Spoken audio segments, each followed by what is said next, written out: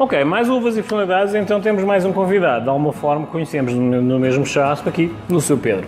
William Granato, tá? Grandes perspectivas futuras, grandes desafios que nós lhe propusemos aqui no espaço, mas também dentro da área de especialidade dele, tá? William, obrigado por teres vindo a Uvas e Personalidades. Para quem não te conhece, quem é William Granato? William Granato hoje ele representa uma comunidade pequena em Guaratuba que são os surdos, né? Não são surdos mudos, apenas surdos, assim que eles se identificam.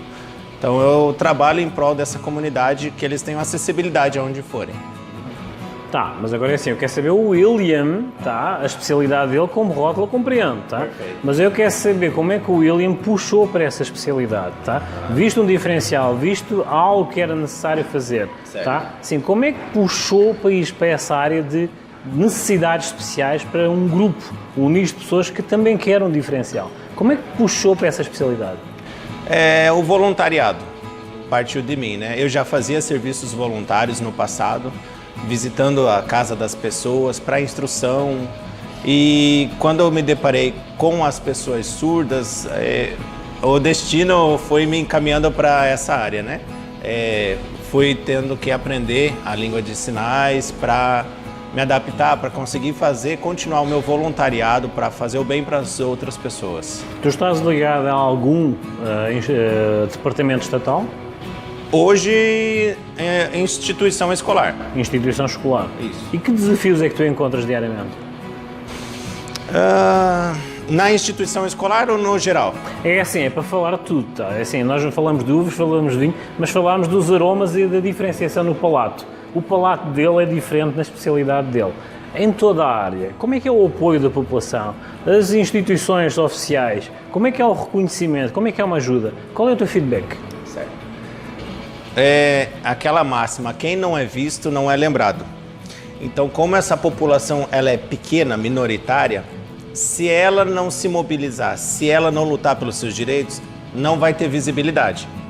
Em contrapartida, muitas vezes eles não procuram os direitos deles porque eles não possuem acesso tão facilmente à informação.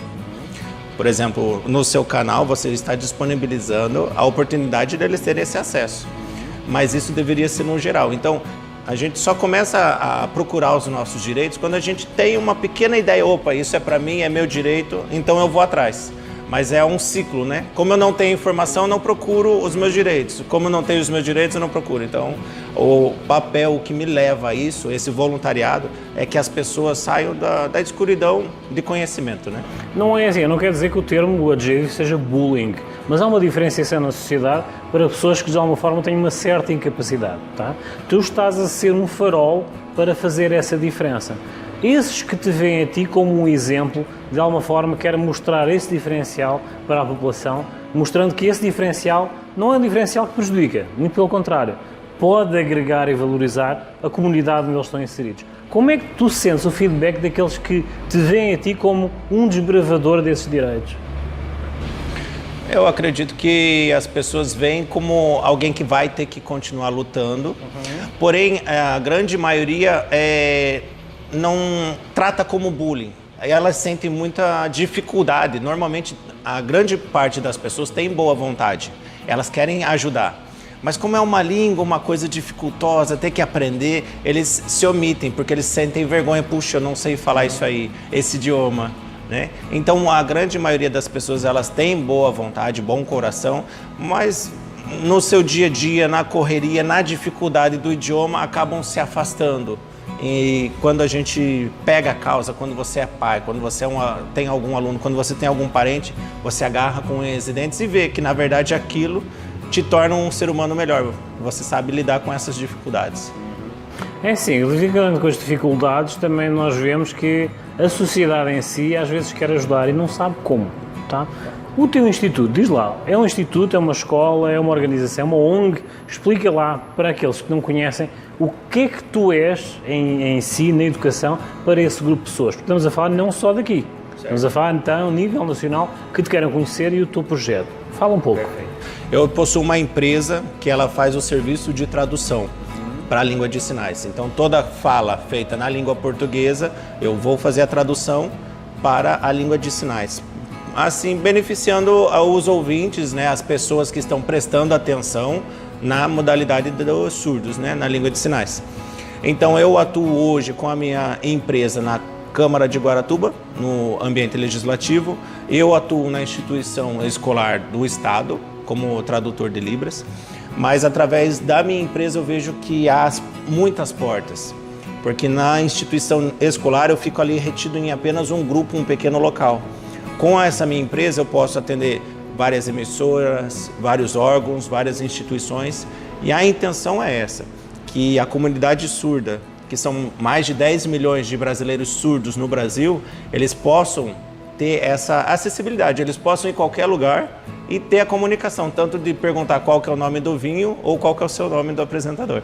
O William vai ter um desafio neste programa também, que prestámos esse favor, e a questão também de divulgar o que é que nós estamos a fazer e queremos fazer futuramente, mas de momento ainda é segredo, tá? É top secret, mas depois vocês vão ver no futuro.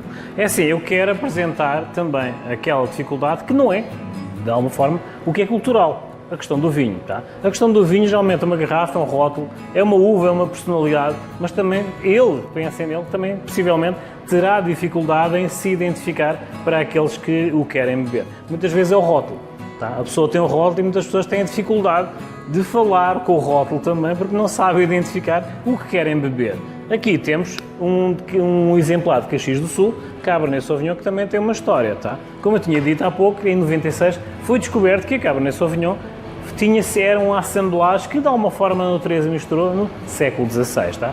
Mas há uma personagem histórica ligada ao Cabernet Sauvignon, Cardeal Richelieu. Cardeal Richelieu, todos conhecem, do grande primeiro-ministro de França e de uma figura real que era quem mandava em França. Luís XV, o rei Sol, tinha as suas sensibilidades, mas quem tomava conta do país era a Igreja, na figura do Cardeal Richelieu. Toda a gente sabe o Cardeal pela questão da história dos Três Mosqueteiros, mas tem uma história muito interessante. Tá? Sendo o vinho preferido dele, sendo primeiro-ministro, também havia muitos riscos de ser envenenado. Tá? Portanto, é assim, ele bebia chás das mais diversas ervas, tá? E houve uma situação que quase o envenenaram, tá? Através do chá. Mas ele tinha degustadores oficiais que, no caso dele, eram os gatos. Houve uma situação que um gato bebeu o chá e estava envenenado e coitado do gato. Ou seja, a partir daí, rodeou-se de gatos e provavam sempre o chá. Há uma história num jantar em que, de alguma forma, há um visitante estrangeiro que pede um vinho tinto, tá? Um Cabernet Sauvignon, e ele serve um branco. Entretanto, antes de beber o vinho, quem estava a beber o vinho tinto virou para ele e perguntou como é que estava o vinho branco. Ele, desconfiado, pegou no copo do tinto, do convidado, bebeu e disse que estava muito bem harmonizado com o jantar, ou seja, não tocou no vinho branco, exatamente pela questão de história. E quando falo da história das garrafas, exatamente a questão de alguma forma, tudo o que é passado, é presente e é contemporâneo. Não se deixem envenenar pelos parâmetros da sociedade perante uma situação que alguém quer transpor essa meta ou esse obstáculo para que de alguma forma passe a informação. A casa do William Granato está a ser o foco, tá? E a ponta de lança para que esse diferencial seja quebrado, haja mais uma acessibilidade. Não estranhem essa diferenciação. Não é deficiência, tá? É a limitação que de alguma forma os outros sentidos se ampliam e lá está. Há uma pessoa que faz um diferencial diferenciado. William, e agora vamos ver quem é o William na uva, tá? Estás com que idade? 36 anos. Uma criança. Eu tenho 27, portanto. 36 anos, se a tua vida fosse um livro, que título teria? Uma pessoa inocente, sempre disposta a aprender. Eu acho que a humildade nos torna uma pessoa aberta a novas vivências. É raro a pessoa poder dizer com convicção que tem plena certeza de alguma coisa. Estás a falar do livro, eu quero a capa. Ah, perfeito. Já estava dando o enredo. Eu quero o rótulo, tá? Numa garrafa, tu tens todo o terroir no rótulo da garrafa. o terroir onde ele cresceu, o ano onde nasceu, a temperatura pode ser dita, a uva que é. Eu quero que tu sejas o rótulo, mas distingue. A capa do livro, qual era o título da tua história? Eu acho que o significado do meu nome, ele me rotula muito bem. O significado do nome William significa protetor. E como eu sou visto por muitos que me conhecem, minha família é meu... Então seria William protetor por afinidade com a família, com padrões, com seus padrões de moralidade. O protetor. O protetor. E quem te conhece, tens uma vantagem. Tá? Tu tens uma turma, podemos dizer, que eles não só leem os teus lábios, tá? Mas eles leem os teus olhos. O que é que os teus olhos dizem?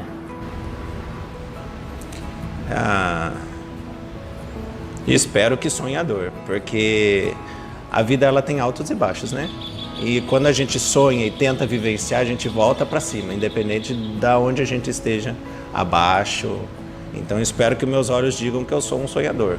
Na verdade é a felicidade, né? A gente faz a própria felicidade. O que é um desafio para ti? Um desafio? Não que a tua vida não seja, na tua área profissional, Libras, é um mundo totalmente diferente. São matrizes, é um matrix totalmente diferente, tá? Uma realidade diferente, mas que é o teu esforço de encaixar uma realidade, aspas, paralela, numa sociedade que muitas vezes também é estranha. Mas qual é o teu desafio? Pessoal ou profissional? Eu acho que é assim, tu estás num ramo onde as duas é um assemblagem, tá? Tu estás num espaço ou numa situação que és uma assemblagem. Não podes diferenciar uma da outra, a meu ver, correto? Mas o que é para ti considerado um desafio? Desafio. Eu acho que você conquistar o seu espaço e permanecer. Porque o desafio é você sempre evoluir, não ficar acomodado. E aqui, esse ambiente paradisíaco que é Guaratuba, você fica mais no marasmo, porque você já sente a paz, já sente a tranquilidade, então acaba você desacelerando, que eu vim de Curitiba, né? Ligado no 220. Então quando você vem para cá e você consegue algumas conquistas, você tem que estar atento a sempre evoluir. Então eu acho que o desafio é esse, você sempre ter aquela ambição positiva, né? Tanto na vida pessoal, autocrescimento, quanto na profissional. Agora vou-te dar um desafio. Fala para os surdos que te estão a ver, para te acompanharem no teu projeto e sigam aquilo que tu vais fazer futuramente. Em Libras. Em Libras. Perfeito. Força. Posso falar junto? Por favor. Ok. Comunidade surda do Brasil todo, venham prestigiar o canal do João. E a vontade é que em todo o Brasil tenha acessibilidade para vocês, que vocês lutem pelos seus direitos e aprendam tudo que puder aproveitar na vida de vocês. Desde um vinho bom, de qualidade, quanto da vida. Tem muito para se aproveitar. E agora as tuas redes sociais, que para além de passar aqui na barra, né, no rodapé, eu quero que tu passes para essa comunidade, aqui e lá fora, que te vai ver, e no Japão também vai ver o William, tá? Que te acompanha no teu projeto. Qual é o nome do projeto? Como é que eles podem seguir nas tuas redes sociais? O espaço é teu. Perfeito. Então nós temos no Instagram, quanto no Facebook, a página lá é Providência Tios, ou seja, providencia-se tradutores de Libras para onde você for para ter acessibilidade. Então é só seguir. William Granato a fazer um grande diferencial num pequeno nicho, grande nicho que se quer que seja visto, tá? É assim, agora eu não vou ser sarcástico, muitas vezes a questão da pessoa não ouvir, muitas vezes a pessoa sente. Todos os outros sentidos se ficam ampliados, mas a compreensão também, tá? Portanto, acreditem que do outro lado, quem não ouve, também há um esforço de compreensão e um esforço de tentativa de comunicação para que eles não sejam diferenciados, tá? Não existe classe social, não existe credo, não existe raça. Há uma situação semelhante, tá? Em todas essas estruturas. E o William está a ser a ponta de lança para fazer essa diferença. William, considerações finais. O que é que tu tens a dizer à sociedade ou aos nossos espectadores que estão a ver em 27 países, tá? Japão também, comunidade brasileira, que uma palavra de compreensão. Quando a pessoa ela não ouve, ela se torna surda, ela se enquadra nessa comunidade, nós que somos ouvintes a identificamos como perdendo algo. porque é o som, é uma coisa maravilhosa. Sentimos emoção através do som. Mas para quem é parte, membro dessa comunidade, eles não sentem falta. Eles nasceram assim. Então, para eles, até hoje mesmo, uma aluna, ela mencionou, não quero pôr um implante coclear, eu me sinto bem sendo surda. A lição que fica para mim, que eu aprendi e tenho aprendido, é que vendo a dificuldade que eles têm com o mundo, eles se adaptam, eles se esforçam. E eu vendo tudo isso daí, é uma lição de vida para mim.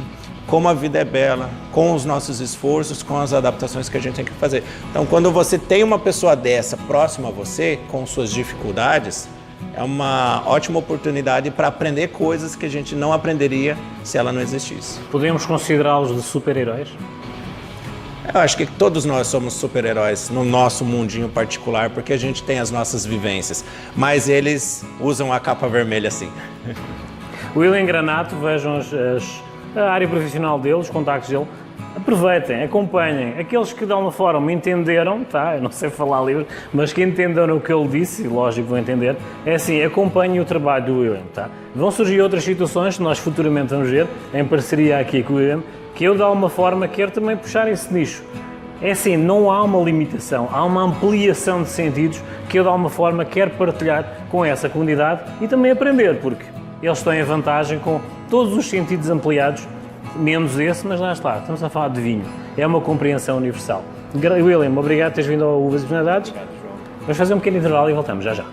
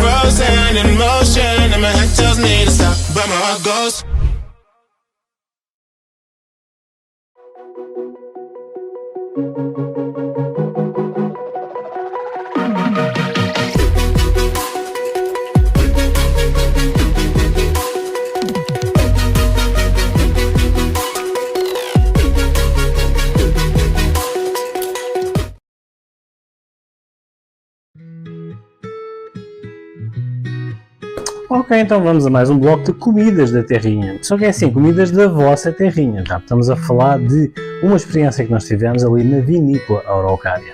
Então é assim, uma breve história da Vinícola Araucária. Foi-nos contado pelo um dos iniciadores, um dos fundadores, o Sr. Renato Adur, de que aquela região foi comprada pela família, são 6 irmãos, inicialmente para a cultura do pinheiro, a Araucária. A Araucária, como se sabe, portanto, a fêmea dá aquelas pinhas que dão o dito pinhão aqui do Paraná. Mas na sequência, em 1970, quando criaram toda a área que atualmente é a Vinícola Araucária, o objetivo era a plantação desses pinheiros da Araucária. Só por alguma razão houve um amigo da família que reconhecer que todo o potencial de cultura vinícola na região. Teve aquela apreciação técnica, teve a apreciação morfológica, deu-se um estudo e lá está, arriscaram na plantação de vinhas. Atualmente, estamos a falar de 2023, estamos a falar de uma vinícola já com um grande renome, também a nível internacional, com mais diversos rótulos. Plantaram as mais diversas vinhas, as mais diversas castas, muitas vezes em socalco ou em declive, exatamente para as mais diversas castas existentes, tanto autóctones, aqui do Brasil, como estamos a falar de uvas estrangeiras. Estamos a falar também de investimento em barricas de carvalho francês, o que de alguma forma dá um âmago ali à cultura da qualidade de vinhos e de estrutura de produção vinícola aqui no sul do Brasil, Paraná, nomeadamente. Então é assim, vamos falar então no bloco seguinte exatamente uma experiência que nós tivemos, quando da visita, a partir pinhão, tivemos a colher pinhão, e esse dito pinhão serviu na composição e como conteúdo de um prato conhecido aqui do sul do Paraná. O entreveiro, tá? O entreveiro onde o Sr. Renato Aduro deu os seus toques na cozinha, cozinhando também e acompanhando-nos à mesa com esse distinto prato aqui da cultura paranaense. O entreveiro, exatamente com o pinhão apanhado lá mesmo na região da Vinícola Araucária. Acompanhem.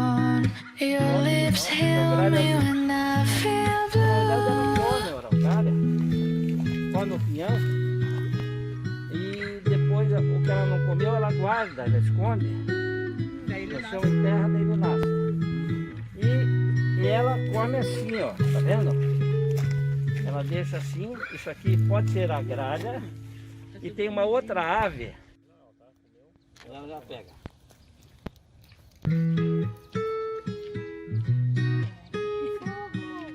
Já está em projeto tudo isto das cabanas? Aí eu vou começar a pegar.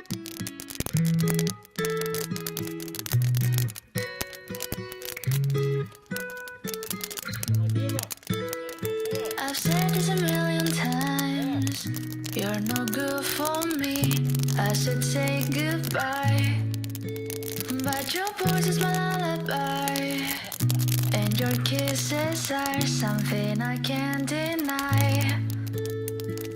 Is it right? Is it wrong? I don't care, it feels way too good. Is it right? Is it wrong?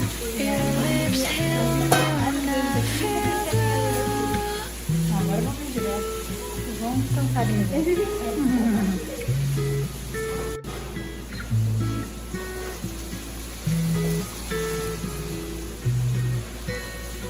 Colorido.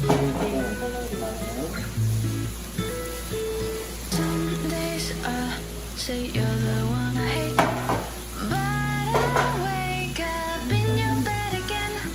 Some days I say I will run away, but it's all a lie, 'cause I always stay. It's all a lie, I always stay. It's all a O ponto dela lie, é mais pro molinho. always Mais molinho, eu stay. cozinhei ela um pouquinho It's all mais. a lie, I always stay. Antes do purê. It's all a lie, I always stay. Tá bom, né? Fica firminha. É, porque é muita luz.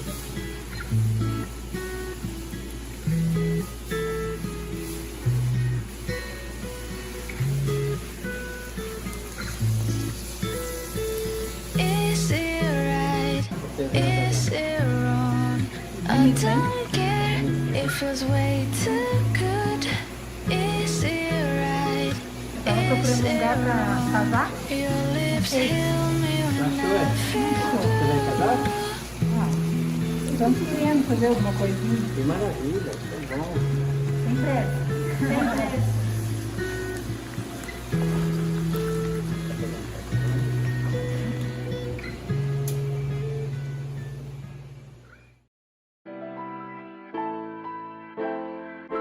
Ok, então vamos a mais uma terapia de casal cozinhando, este bloco novo onde geralmente nós acalmamos o stress de alguma forma, ao comer ou a cozinhar.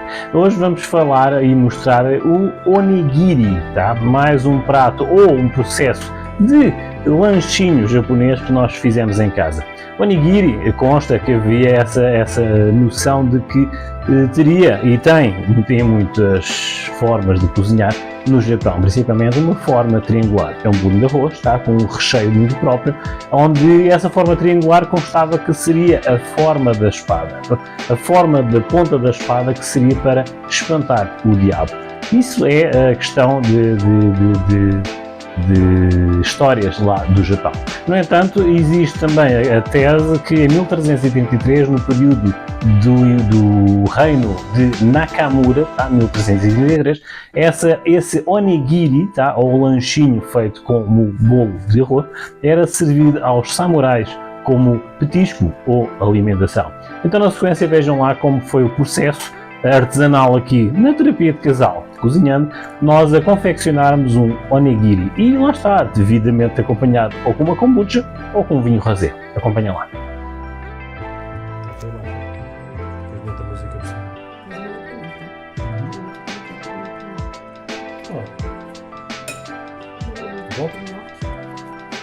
Não gosto.